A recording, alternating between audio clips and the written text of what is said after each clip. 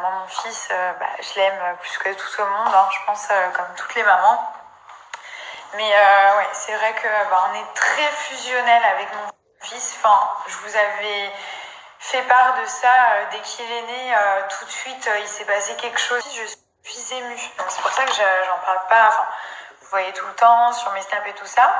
Mais je suis tout le temps émue. Voilà, dès que je parle de mon fils, les larmes elles viennent. Et c'est tout le temps comme ça. Ça n'a rien à voir avec de la tristesse en fait. Je pense que c'est de l'amour. Mais l'amour il est tellement fort que je suis submergée et après je pleure. Donc voilà.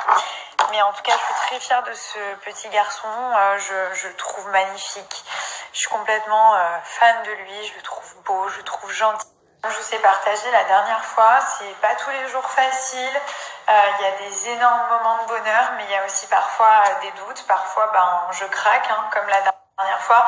Mais j'avais besoin vraiment de vous montrer que j'étais pas la super maman trop parfaite et tout ça. Parce que ce serait mentir et puis c'est pas facile de mentir. Voilà, mentir c'est compliqué, tous les jours faire comme si tout allait bien. Donc oui, la plupart du temps ça va très bien. Thomas c'est un papa extraordinaire.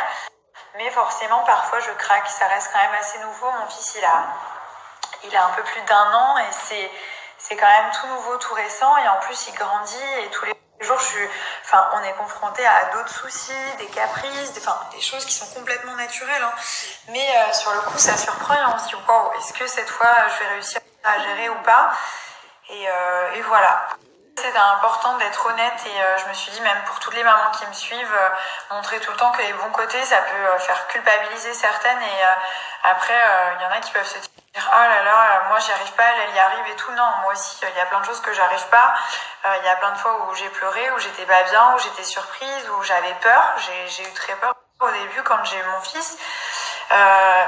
Mais voilà, et on est des êtres humains et on apprend tous les jours. Après moi j'ai aucun problème à pas être toujours au top. Je veux dire, je suis un être humain comme tout le monde, hein. Je suis pas la super maman. Voilà, en tout cas je mets tout mon cœur, je mets tout mon amour, je mets tout ce que je peux en fait donner à mon fils. Je le donnerai jusqu'à tout en fait, jusqu'à mon dernier souffle, parce que c'est mon fils, que je l'aime, que c'est la plus belle chose qui me soit arrivée dans toute ma vie. C'est mon fils, c'est un truc de fou. Merci le ciel tous les jours que mon fils il soit en bonne santé, qu'il soit comme il est, parce que je sais que j'ai beaucoup de chance et voilà. Mais en tout cas pour toutes les mamans maintenant j'ai compris ce que c'est être maman et qu'est-ce que j'ai pu être relou avec ma mère quand j'étais jeune, et je le sais, et qu'est-ce que forcément maintenant je comprends beaucoup de choses et il y a plein de choses que je vois plus pareil et voilà, c'est mon fils avant tout. Mon fils, est-ce qu'il va bien, est-ce qu'il manque de ci, de ça, est-ce que je fais bien, est-ce que je devrais pas être plus comme ça pour qu'il ait une meilleure éducation. Après la dernière fois quand j'ai craqué, j'ai eu énormément de soutien de plein de gens et ça m'a fait tellement du bien. J'étais dans mon lit et tout, j'étais là, je lisais tous vos messages, sur Insta, sur Twitter et tout, et il y a des gens qui étaient hyper méchants, elle a pas compris que dire non c'est pour éduquer.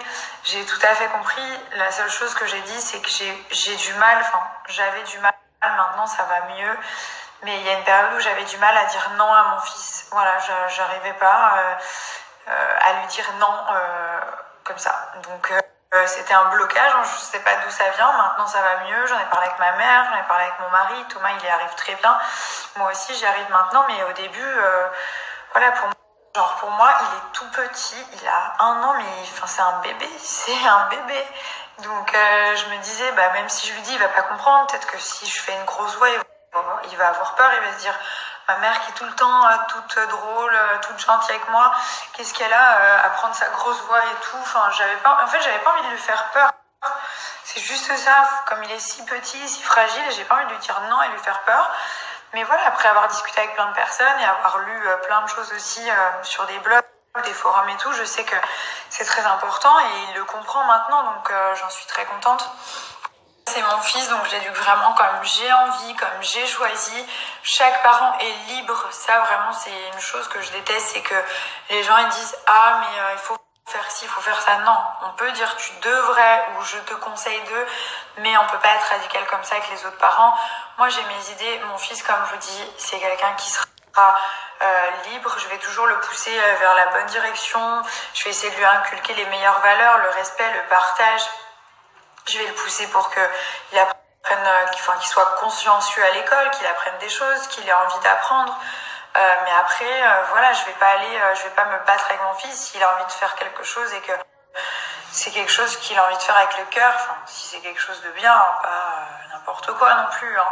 Quand je vous dis il est libre, il y a quand même des limites. Mais je vais tout faire pour qu'il puisse suivre son cœur et suivre sa propre voie, sans que je le conditionne à aller vers à faire telle ou telle chose en fait.